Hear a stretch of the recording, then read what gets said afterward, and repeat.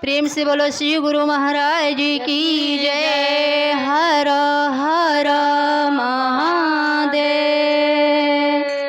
गुरु बहना लो एगो भजन बा। गौरा जी अपना माता जी से कहतरी कि ये माई हमारे के अपना नैहर बोला लो। हम भोला जी के महल में रहल नहीं चाहते टूटही मड़ई में, लेकिन कैसे कहतरी ये गुरु बहना लो।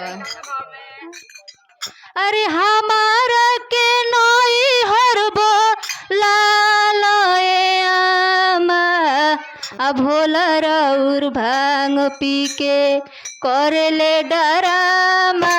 भोला राउर भांग पी के करे ले डरामा। भोला के भांग पी के हमारा के नैहर बोला लो आमा। भोला राउर भांग पी के करे ले डरामा। भोला रोज भांग पी के करे ले डरामा। भोला के भांग पी के करे ले डरामा। भोला रोज भांग पी के करे ले डरामा।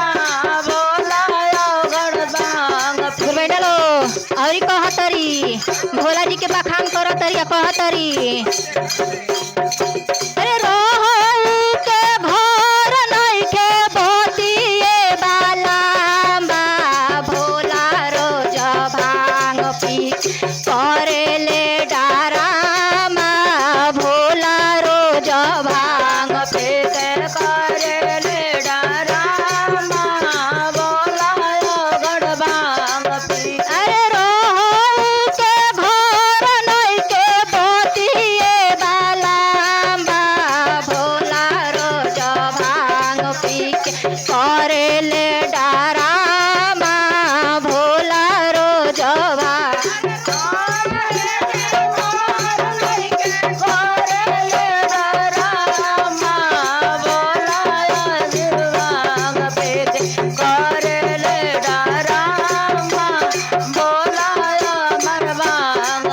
कहतरी गुरु बहना लोग कहतरी कि ये माई हम ससुर बुझाता न कि का कही केवन जी के घर हवे हमके जल्दी नैहर बोला लो।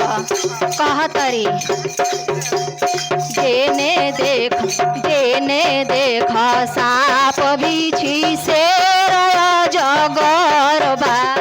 जेने देव साप जेने देख साप बिछी से जगर बा। जेने देवर साप गोजर से जगर बा। अरे ससुरा हमार पटाना के चिड़िया घर बा। ससुरा हमार पटना के घर बा।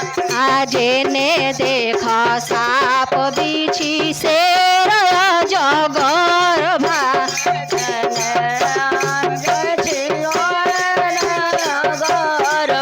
अरे ससुरा हमार पटाना के चिड़िया घर बा।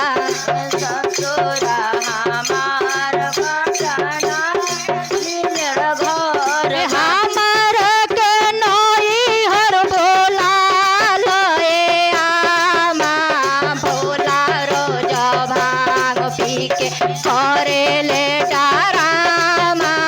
भोला रोज भांग हमार के नैहर बोला लो आमा।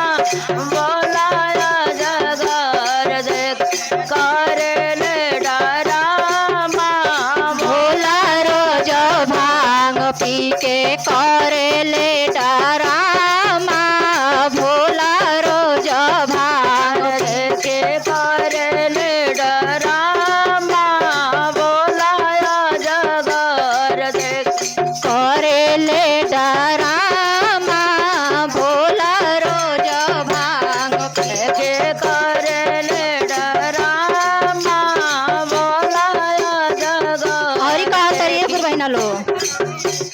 सुता सुताला में बरेला सिरावा पर्वती सुताला पधारेला सिरावा पर्वती सुताला में बरेला सिरावा पर्वती सुताला पधारेला सिरावा पर्वती केता नाई दुखा सहेली पार्वती ताना हे दुखावा सहेली पार्वती अरे केता नाही दुखावा सहेली पार्वती ताना हे दुखावा सहेली पार्वती अरे गणेश के पायट नइखे कार्तिक के जामा